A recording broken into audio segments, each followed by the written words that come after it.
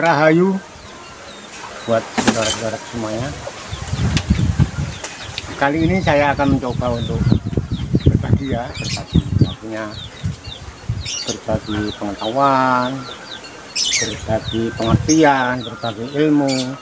Boleh dari saudara-saudara juga mungkin ada yang mau disampaikan atau memberi inspirasi bagi saya. Silakan komen-komen di kolom komentar ya.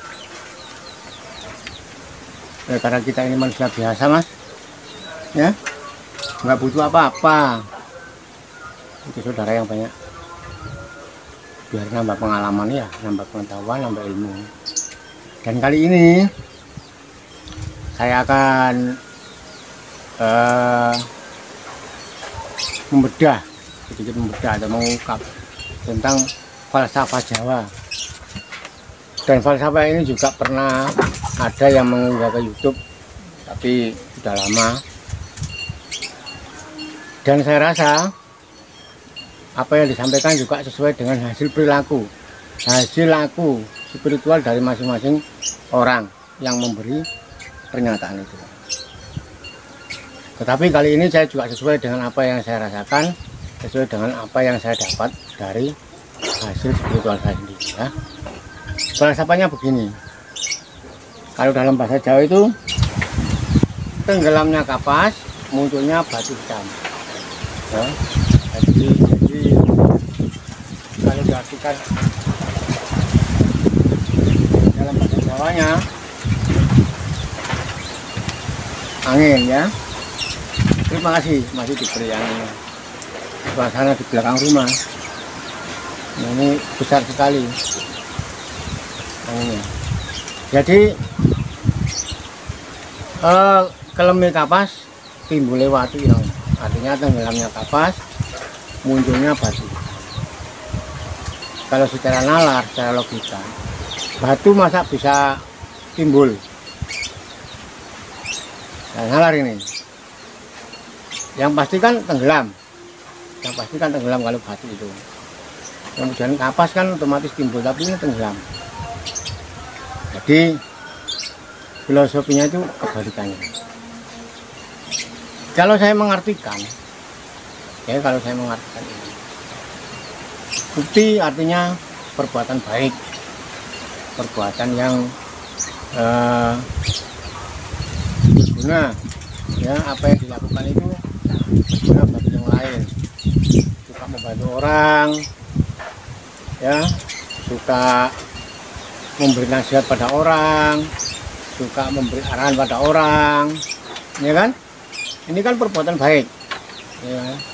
Jadi apa yang disampaikan juga menyenangkan orang ya, menyenangkan yang lain begitu kan. Nah ini artinya kan kapas itu tadi. Jadi perbuatan yang kayaknya di luar ini benar-benar itu baik, benar-benar itu sempurna, kayaknya ini di luar. Tetapi oleh karena hidup itu berkuasa kok. Hidup itu berkuasa. Yang katanya manusia ini benar-benar sudah melakukan perbuatan yang dianggap tidak ada salah ya kan, sudah benar semua perbuatannya, tapi hidup ini tidak bisa dibohongi. Suatu saat pasti dimunculkan oleh hidup itu sendiri. Artinya kebaikan yang dilakukan oleh manusia itu tadi ya, kebaikan yang dilakukan oleh manusia itu tadi, itu pasti ada campuran. Itu pasti ada campuran, ada maksud, ada keinginan. Dan kalau keinginan itu tadi, maksud tadi nggak tercapai, ya akhirnya terjadi kesalahpahaman ya kan. Kalau diartikan dalam makna tadi, muncullah batu tadi,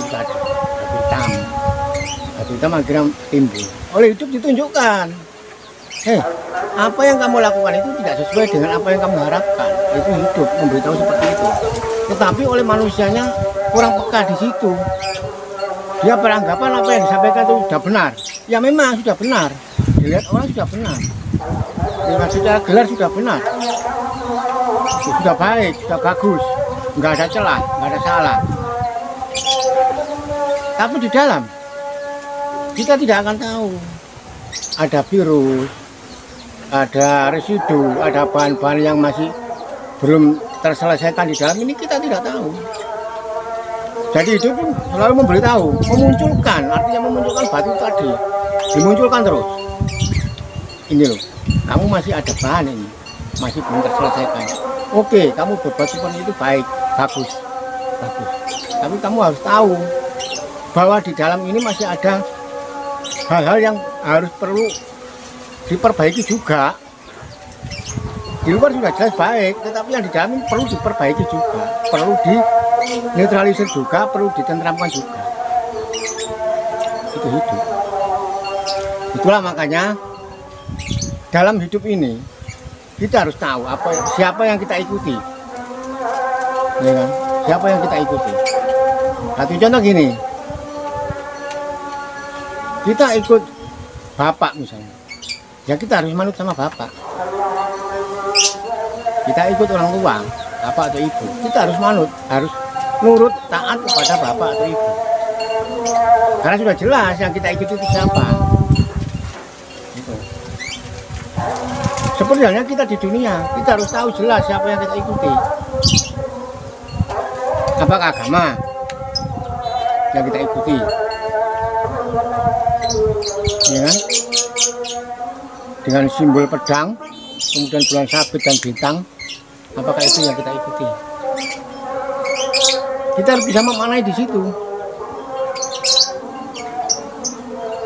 Saya tidak memojokkan, saya tidak menyepelekan, ya maaf saja.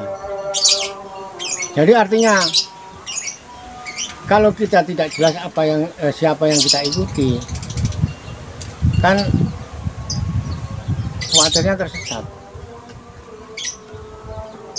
Kalau kita ikut orang tua, misalnya ini satu contoh jelas, kita ikut orang tua, ya sudah jelas orang tua itu tidak akan menyesatkan kita sebagai anaknya, akan memberitahu, memberi jalan yang tepat, akan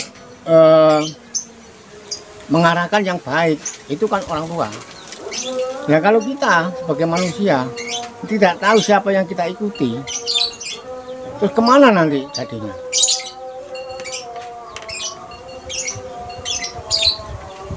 Kita tidak jelas, ya kan? Kita tidak jelas. Anggap saja kita naik mobil, tapi kita nggak punya tujuan, ikut aja, nanti kemana? Lah yang benar itu hidup. Makanya kalau ikut hidup, ya kan, nurut patuh sama hidup, itu tidak akan ada masalah. Adapun manusia yang punya masalah nanti akan jelas cepat terselesaikan. Karena hidup ini menuntun terus memberitahu hidup itu. Artinya kalau dalam bahasanya kan hidup mahanani ya, urip mahanani.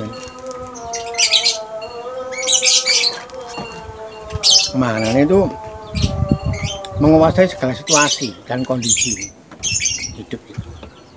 Seperti halnya itu tadi. Orang kayaknya ya banyak sih cerita kan, banyak cerita. Misalnya saya pernah ditanyai pada seorang teman, kebetulan teman itu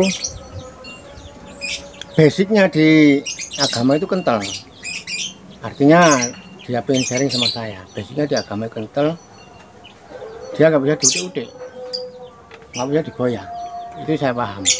Dia tanya pada saya, bagaimana dengan orang yang sering bersedekah dari hasil mencuri atau korupsi? Dia tanya seperti itu. Nah kalau ada pertanyaan saya paling suka, saya ini paling suka gitu. Akhirnya saya jawab, yang dibagikan itu milik siapa? Kan seperti itu. Hasil mencuri, merampok, korupsi misalnya, itu dipakai sedekah, dibagi-bagikan kepada fakir miskin. Kalau secara gelar itu kan milik orang lain. Tapi kalau secara rasa Ya kan, kalau secara rasa kita ini pembagi kok, pembagi harta kok. Artinya Romo ini membantu ngejual harta pada kita. Itu kayaknya mencuri, kayaknya merampok, kayaknya korupsi, kan kayaknya aja. Memang caranya harus seperti itu. Itu menurut karakter manusianya. Di situ kita membantu, sudah nggak ada pamrih. Hukumnya apa? Sah. Bukan halal, bukan haram, tapi sah. Hukumnya di situ. Tapi dia masih berkeyakinan bahwa kalau menurut agamanya yang dia anut, hukum seperti itu tidak boleh. Kalau tidak boleh, tidak apa-apa. Kita nggak punya hak untuk berkomentar. Kalau kita mau menerima pemberian dari dia, ya sudah kita terima. Anggap saja itu pemberian dari Tuhan. Anggap saja itu pemberian dari Allah lewat manusia itu. Entah bagaimana caranya. Sebenarnya kita membantu seperti itu juga. Membantu yang lain, mau yang membutuhkan. Bantuan berbentuk apapun. Tenaga, materi, waktu, pikiran. Sudah dicurahkan semua membantu seorang misalnya. Ya yang menerima kan sudah menganggap yang menerima. Oh ini dari Tuhan, ini dari Romo aslinya. Gitu. Ya kita menerima dengan ikhlas, tanpa pamrih. Terima kasih, mati pun gitu aja. Mau bagaimana lagi? Nah kita nggak urusan bagaimana dengan yang bantu. Oh, sudah dipilih kok. Yang bantu ini kan sudah dipilih oleh hidup itu sendiri. Ini pilihan. Bukan karena untung ruginya. Oleh karena sudah digerakkan oleh hidup untuk membantu, ya sudah. Tapi kalau manusia tidak peka di situ, itulah nanti terjadinya tenggelamnya kapas. Kebaikanmu yang engkau berikan kepada orang lain tidak akan berguna. Oleh karena ada itu di dalam, ada batu hitam yang masih ada di sana. Dan dimunculkan, ini loh yang sebenarnya. Nah terus bagaimana, apa yang harus kita lakukan? Yang harus kita lakukan adalah tetap menunggu sama hidup, ya kan? Tetap bersama hidup, jangan sampai melupakan hidup. Kita selalu ingat yang kita hidup nafas ini adalah hidup itu sendiri. Selalu mohon ampun dan berterima kasih, itu jalan satu-satunya. Kemudian jangan suka mencela, apalagi memfitnah. Ya. Karena sebelah itu adalah dosa. Tetapi dalam ajaran itu juga begitu. Memfitnah atau mencela itu sama halnya hibah kan. Jadi semut yang di seberang lautan nampak kelihatan, tapi gajah di pelupuk mata nggak ada, nggak nampak. Artinya kesalahan orang lain nampak di depan kita, tapi kesalahan kita sendiri. Itulah tenggelamnya kapas, munculnya batu hitam. Baik, terima kasih ya buat saudara-saudara semuanya. Apabila ada salah kata, saya mohon maaf. Ya. Dan waktu kita ngobrol-ngobrol lagi. Kita sharing. Saya bukan orang pintar kok. Kita sharing hal apapun itu. Kita belajar bersama. Saudara ya, sampean mempunyai keluhan apa? Misalnya dalam hal apa itu? Kita bertukar pikiran. Siapa tahu nanti terpecahkan. Bukan saya yang memberitahu, bukan saya yang memecahkan masalah itu, tapi nanti hidup sendiri yang akan menuntut kita. Ya, oke, terima kasih.